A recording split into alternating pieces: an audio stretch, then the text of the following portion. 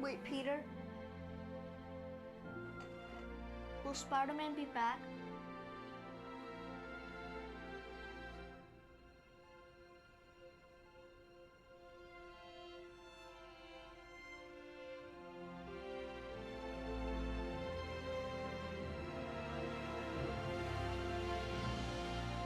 Nope.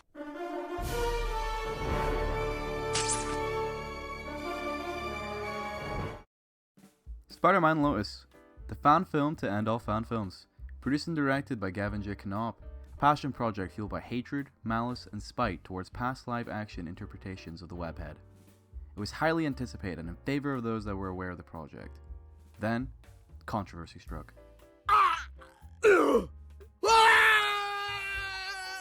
I wonder if the director would want to make a Miles fan film. After the whole hoo-ha, a bunch of people left the project and it was set to no longer come out, but one apology later and it was announced to come out. So how was it? Well, sorry it wasn't good. And I want to speak about it.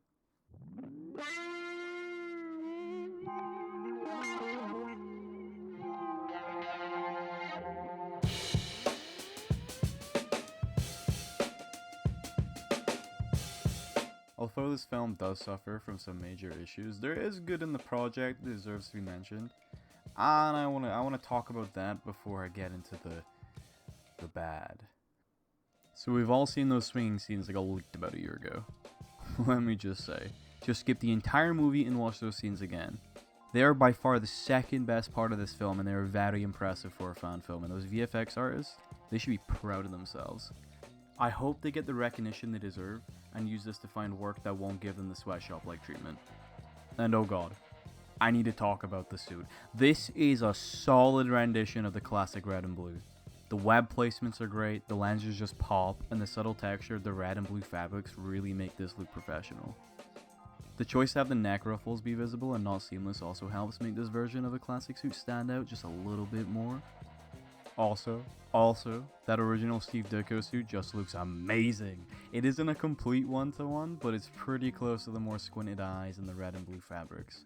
I think the changes to the logo and the laser webs work for the movie. I would also say the flashback scenes, bar the context and why they're being told, bear in mind, could have been its own short film.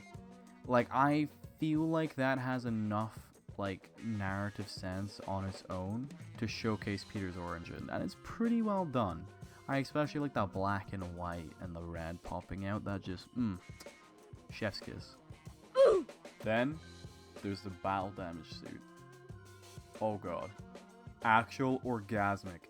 By far the best thing to come out of this movie. The detail on each cut, tear, burn, and rip is actually insane. It must have taken a lot of time to perfect. The one broken lens and the mouthpiece being exposed is just what makes it perfect. It is just so comic accurate, and it just, oh man, it turns me on a little bit, I'm not gonna lie. I just wanna wear it, I wanna touch it, I wanna caress it, you know? Not in a weird way, though, just kinda from a distance appreciating it. This suit just turns me on. On a similar note, the actual actors, they all look their parts, and all the clothes provided for Peter and Gwen in the particular scenes is comic accurate, and that's pretty cool. It's a nice little touch. It's not a make or break for me. I don't care if Gwen isn't wearing her iconic black hairpiece, but you know, it's cool, it's cool. It's attention to detail. I liked Peter's self-reflective tapes as way to mourn Gwen. This and any overtime that Peter narrates over a scene, they're actually very effective and the most engaging parts of the film, involving Peter that is, as I actually felt the actor was able to convey some sort of emotion, and it felt the most like Spider-Man. Like any other part, he didn't feel like Spider-Man, especially in that shocker fight. Oh god, his jokes, his quips, oh no, oh god, wait, we're not there yet, we're not at the bad yet, we're not there. Yeah, that's actually... Oh, wait. This bridge transition from Harry to Spider-Man, that was pretty clean. I like that. That was good. That was nice. Now to the bad.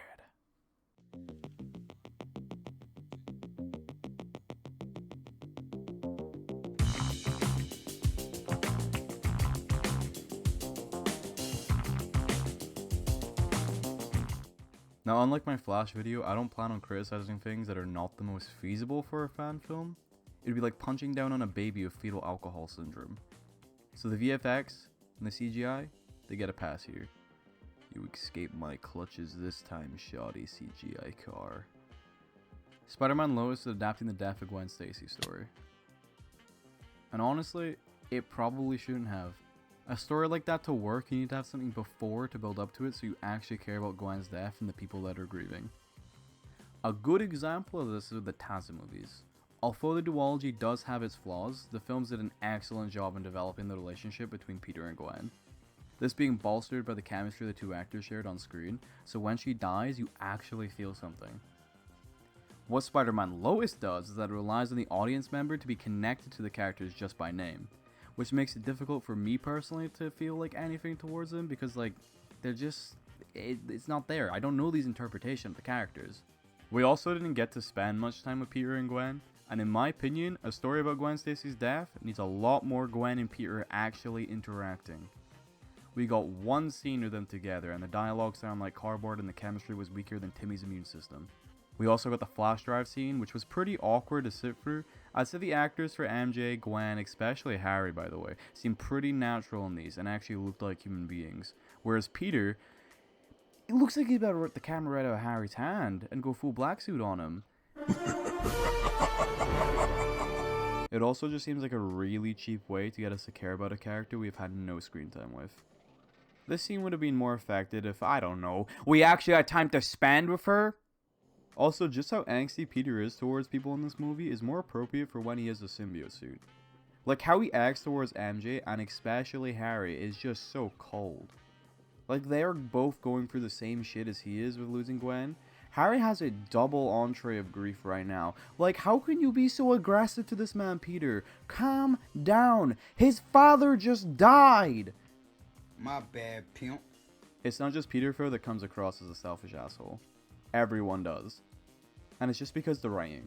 Every single time someone is trying to comfort another character, they have this little like insert their own trauma moment or like their past or their backstory or something before getting to the actual point to like uplift them. It's just so gross and insincere sounding. The acting was just okay. Nothing really special, nothing really terrible, just meh. The dialogue though, that was just straight up bad. There wasn't a single line that stuck with me after watching the film. No string of words that made me go, wow. Just lackluster conversations that amount to a waste of time for whoever is watching. Then there is the pacing and the structure. Oh, God. Oh my. For a film that is 1 hour and 40 minutes, it felt so long. And I mean real long. There's a lot of scenes that didn't need to be in the movie and could have been cut down. The intro fight scene, Flash talking to MJ, everything to do with Timmy. I'll get to that. And Harry walking about New York. Which, may I add, it could have been a very interesting scene with more stylized cinematography and camera work to show Harry's grief to its full extent. But no, it was just a bunch of establishing shots with no visual flair at all.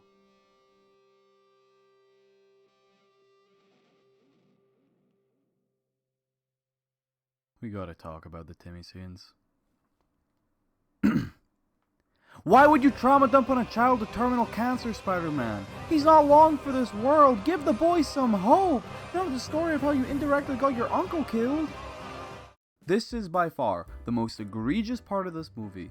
The director was going for a more comic, accurate Spider-Man, but made him a self-loathing piece of shit who thinks it's appropriate to delusion a 10-year-old of a terminal illness. It comes across as really selfish and out of character for Peter Parker. I don't even think Black Suit Spidey would do something so cold. The scenes with Timmy in general just don't feel earned. It is very much a story that is later in the timeline, and how they use him as a plot device for Spider-Man to come back into the fray just doesn't feel right due to how Peter is portrayed and how we haven't really gotten to know this version of him. A good example of how this could have been done right is Troy Boyes, I think I'm pronouncing that right, pre-write the next MCU Spider-Man trilogy. I recommend you all watch that. After this is done, of course. Okay. That's really it. I've just got a couple of nitpicks left. So, first off, why is the shocker shooting what looks to be like electricity? It's meant to be shock waves, not electric waves. Come on now. That's like the basics. Spider-Man is not funny at all. His quips are just cringe.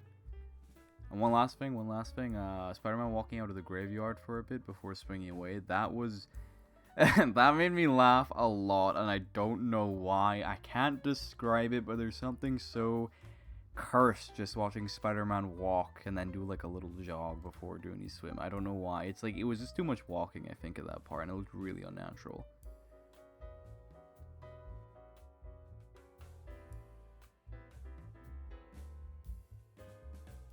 I personally feel like this film did have a lot of talent behind it, and it had a lot of potential, but the ego and controversy of a few shitheads soured it for a lot of people.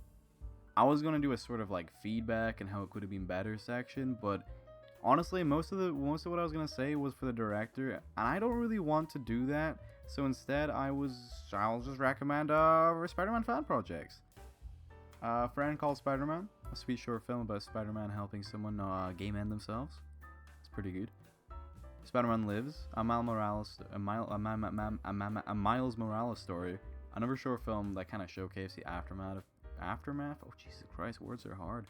The aftermath of Peter Parker's death and Miles stabbing up in his shoes. And then finally, this one I've seen circulate a lot. I've seen it in my recommended feed a lot recently, and it's kind of funny because it's called The Green Goblin's Last Stand, and it also adapts the death of Gwen Stacy. And I haven't actually seen it myself, but a lot of people are saying it's good if you can get past the like how it's aged. I'll exit through the rear and take him from the side. I don't think so, Calvin. Tonight's my game. We play by my rules. So in conclusion, don't watch Spider-Man Lois.